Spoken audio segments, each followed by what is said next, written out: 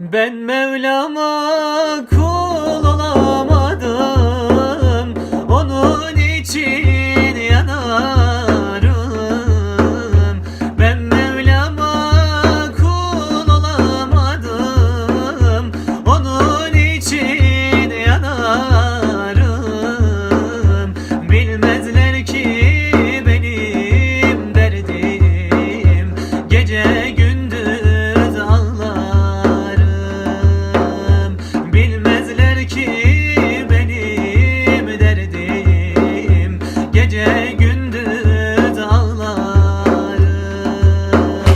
Ben yanarım, ben yanarım, günahlarıma yanarım. Ben Mevlam'a kul olamadım, onun için ağlarım. Ben Mevlam'a kul olamadım, onun için ağlarım.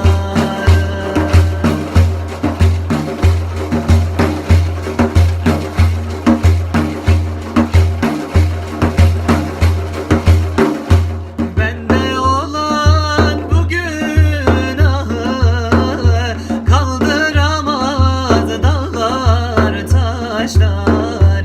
Bende olan bu günahı kaldıramaz dağlar taşlar.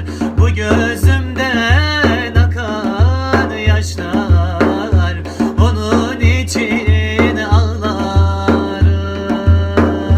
Bu gözümden akan yaşlar, onun için sızlarım. Ben yanarım, ben yanarım, günahlarıma yanarım. Ben yanarım, ben yanarım, günahlarıma yanarım. Ben Mevlam'a kul olamadım, onun için ağlarım.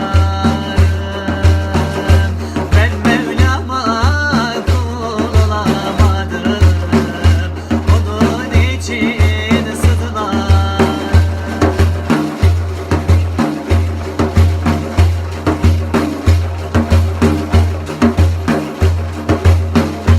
Çünkü senin adın Ahmet, yakışır mı sana zulmet? Çünkü senin adın Ahmet, yakışır mı sana zulmet? Mevlam sen bizleri affet, onun için ağlarım.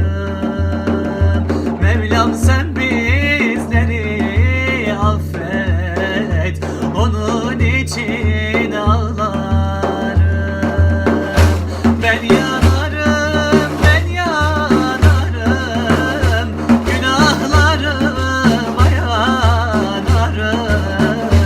Ben yanarım, ben yanarım, günahlarıma yanarım. Ben Mevlam'a kul olamadım, onun için ağlarım. Ben Mevlam'a kul olamadım, onun için sızlarım.